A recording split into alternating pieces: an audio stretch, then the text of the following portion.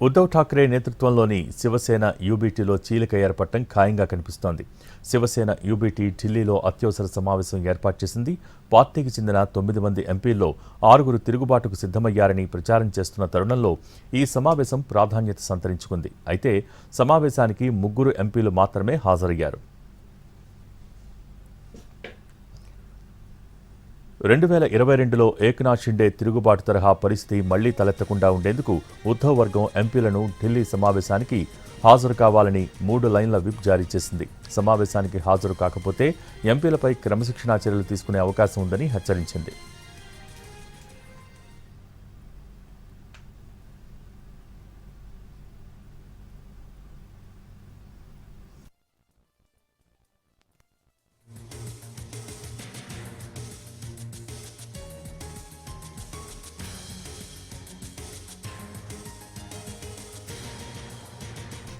ఉద్ధవ్ ఠాక్రే నేతృత్వంలోని శివసేన యూబీటీలో చీలిక ఏర్పడటం ఖాయంగా కనిపిస్తోంది.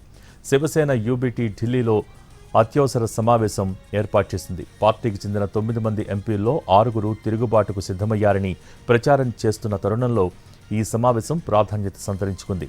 అయితే సమావేశానికి 3 ఎంపీలు మాత్రమే హాజరయ్యారు.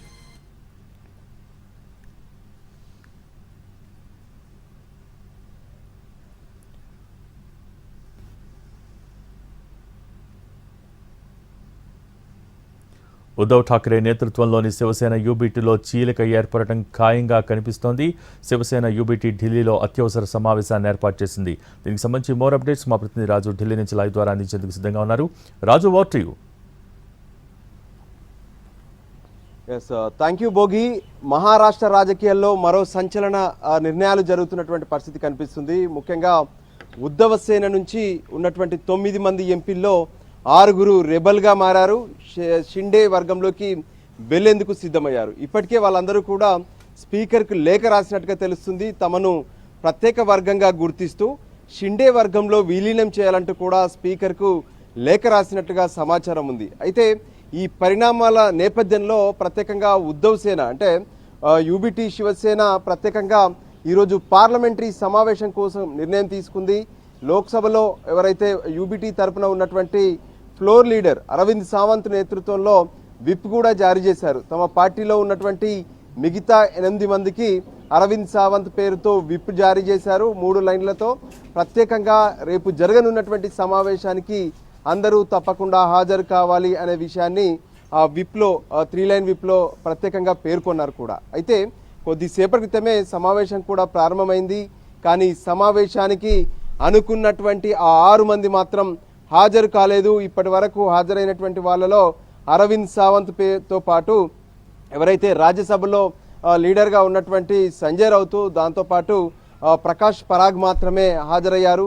సో మిగతా వాళ్ళు హాజరయ్యేటటువంటి అవకాశాలు స్పష్టంగా కనిపించడం లేదు. ఎందుకంటే వాళ్ళందరితో ఇప్పటికే షిండే కుమారుడు ఏక్నాథ్ షిండే కుమారుడు శ్రీకాంత్ షిండే ఎన్నోసార్లు చర్చలు జరిపారు. సో దానికి అనుగుణంగానే వాళ్ళు పార్టీ మారేందుకు సిద్ధమైనటువంటి పరిస్థితులు కూడా కనిపిస్తున్నాయి.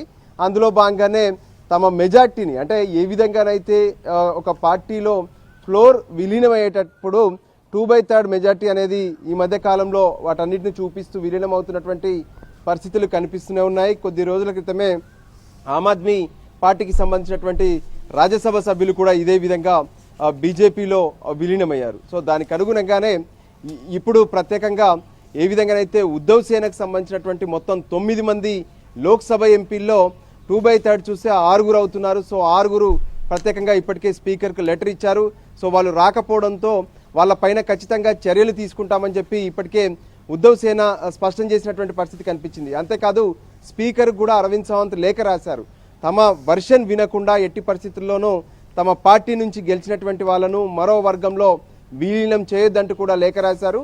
సో ఈ నేపథ్యంలో మహారాష్ట్ర రాజకీయాల్లో మరోసారి చీలిక టెన్షన్ అనేది కొనసాగుతుంది. గతంలో కూడా ఇదే విధంగా ఎమ్మెల్యేలు మొత్తం కూడా ఉద్ధవ్ సేన నుంచి బయటకు వచ్చారు. ఆ తర్వాత ముఖ్యమంత్రి మారాల్సినటువంటి పరిస్థితి నెలకొంది. ఇప్పుడు ఏకంగా ఎంపీ